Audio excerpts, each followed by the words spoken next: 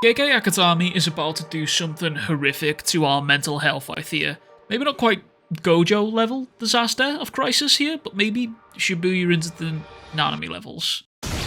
Let's talk about it. Like, I hate wasted potential. That shit crushes your spirit. It really does. It crushes your spirit.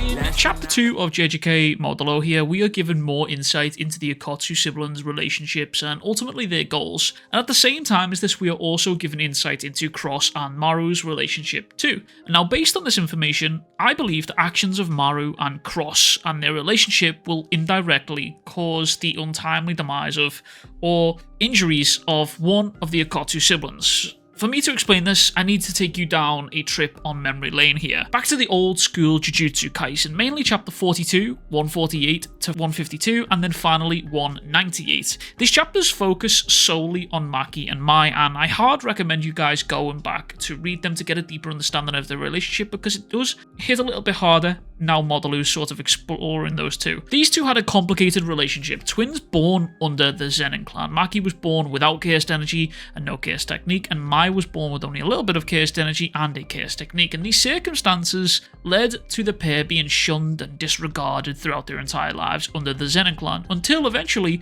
Maki confronted the clan, and as a result Mai was killed, and Maki was reborn as a fighter who stood equal to a man known as Toji Zenin. He needs no introduction, let's be honest here. Now, having recapped this information, let's compare Maki and Mai to Yuta and Tsurugi respectively in some sort of scene comparison, if you will. Maki and Mai's relationship was troubled and turbulent as a relationship simply due to Maki leaving and becoming a sorcerer. This in turn pressured Mai to follow suit based on Maki's childhood promise that she'd never leave her.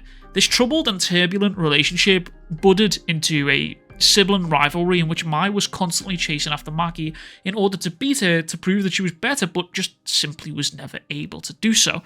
Now on the flip side of this we have Yuka and Tsurugi, whose relationship seems a lot more civil on the surface in comparison to Mai and Maki's here, but there is still a sibling rivalry being born here. And that rivalry was grown from grief and the ownership of Yuta Akatsu's prized ring, who had initially passed it down to Yuka Akatsu, but due to the family's influence, it was taken away from her and then instead given to Tsurugi. Now this is where we are given the parallels between the two sets of siblings here. Yuka in this instance is representing Mai, and Tsurugi is representing Maki respectively, as we see Yuka challenging Tsurugi multiple times and losing both times in a similar fashion to Mai losing to Maki. Now at the same time, Tsurugi shares the similarity to Maki of having been born without any cursed energy, which is revealed toward the end of chapter 1 of Modalu by Yuka herself. Now due to this fact, Tsurugi not having any cursed energy, the clan sees him as someone who needs the extra help. That's why he is bestowed with Yuta's ring in place of Yuka.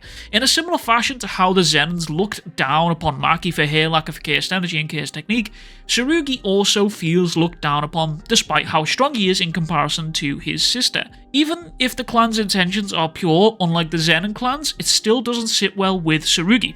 That is pretty much where the parallels sort of end for the Akatsu siblings and the Zenin twins, but you've probably made it this far into the video thinking, the Akatsus aren't twins and Maki and Mai were, so what is going on here? And you're absolutely right, they aren't. They're not twins. But you know who are twins? Maru and Cross. And it's here that we've reached the bad omens section of the video. You see, back in chapter 42, we are given this dialogue of some of the members of the Zenin clan talking about Maki and Mai. Quote, "Did you hear about the daughter of the Ugi? One of them can't even see curses. She can't even use curse techniques. I knew it. Twins are a bad omen." Twins being bad omens is explored briefly within the world of Jujutsu Kaisen. Maki and Mai being twins resulted in eventually events that led to Maki reaching her true power and eventually leading to the downfall of the Zenin clan, which is going to be animated very soon. Can't wait for that this January. That's going to be extremely exciting. Sukuna Ryuman was also to be a twin. However,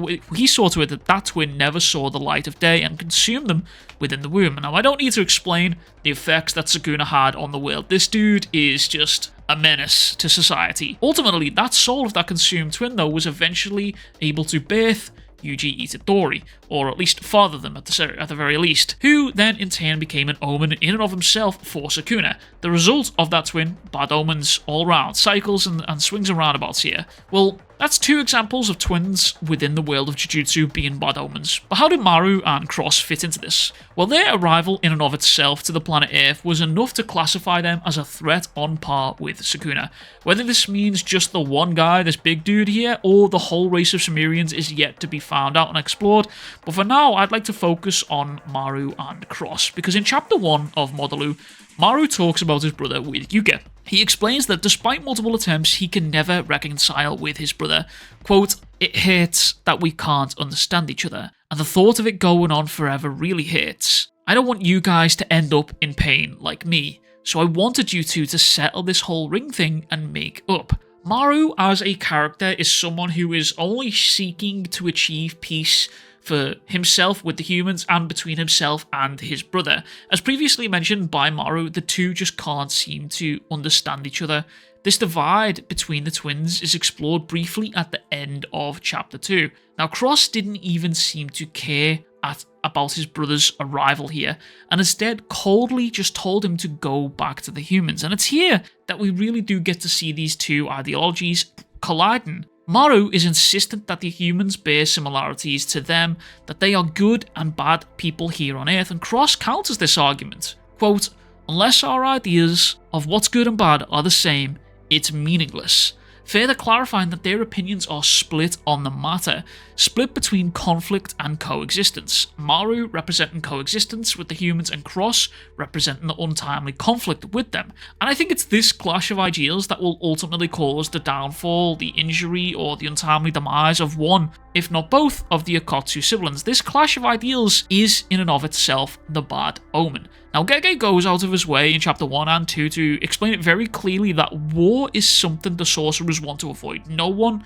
here wants a war with the Sumerians. But on the same hand, the Akatsu siblings have decided to follow the footsteps of their grandparents, to get stronger, to combat this threat nonetheless. They have decided that they need to get stronger to beat these guys. Their desire to get stronger for their own goals are running in tandem and parallel to Maru and Cross's goals to either stop a war or start one. And these parallels might be about to crash into each other faster than we know it. By the end of chapter 2, Cross has interacted with Tsurugi in a negative way, a way that angers Tsurugi and will further fuel Tsurugi's distrust of Maru. The kicker here is that Tsurugi has no idea that who he just spoke to was Cross. He has no idea that it wasn't Maru.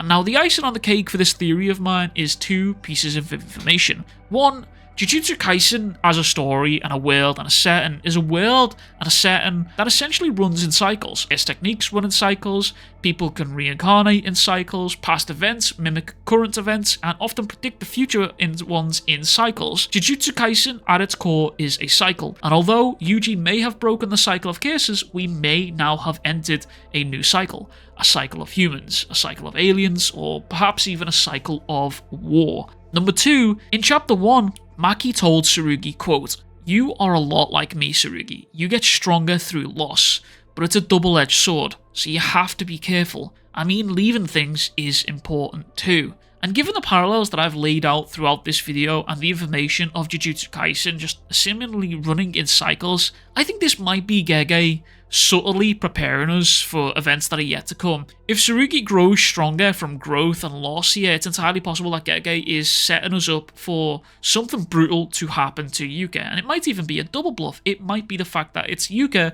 that survives and it's Tsurugi who falls. To take this theory out of the story and to get a little bit meta with it, Jujutsu Kaisen Modalu is to be a limited series. Gege estimates that this series is going to run for around 6 months, 3 volumes, his words, depending that it doesn't get cancelled. Meaning this story will come to a conclusion within those 6 months, or it will set up something even larger for the story and the world of Jujutsu Kaisen to explore into. Whichever way you look at this, the story's pacing will be fast. Faster than Jujutsu Kaisen's original story, I would imagine. Now, in the original story of Jujutsu Kaisen, by chapter 7, he'd killed Yuji Itadori, the main character. So it's not so outside of Gege's wheelhouse to do something like this. To further sort of reinforce the idea of cycles and Gege doing something crazy within Jujutsu Kaisen, let's do a little comparison. I just mentioned chapter 7, he'd killed Yuji. But in Chapter 5, the following happens. Quote, an unnamed apparition of potential special grade was witnessed by multiple non-Jujutsu sorcerers. Since it was deemed an emergency, 3 first-year students were sent to the scene. One of those 3 students died. Does this sound familiar to you? An object appeared in the sky that is observed by non-sorcerers, in this case in Modalu it's the Americans, and the case is also deemed a special grade case. One now that is on par with Sukuna Ryumen, but back then we were looking at a case that was the finger bearer of Sukuna Ryumen. TLDR, one of these 2 is going to have something horrible happen to them, because Gege's just that kind of man and he loves putting us through mental trauma. I just can't prove it yet. Anyways, if you like this video, consider liking and subscribing. If you want to see more of my content, check out my other Jujutsu Kaisen Modalu videos. I will be dropping those every week. I'll be breaking down the series. Or check out this 3-hour-long Shinjuku Showdown video where I detailed every detail that you might have missed within the Shinjuku Showdown. It's a good watch. I poured a piece of my soul into it. That's a Horcrux of mine that's on the channel right there. Now, if you like the effort that I've put into this video, consider supporting the Patreon. It's $5 a month and it helps keep the Stay-at-Home Dad Fun Fund topped up. But anyways, that's everything from me. Much fucking love. Big fucking kisses. Peace.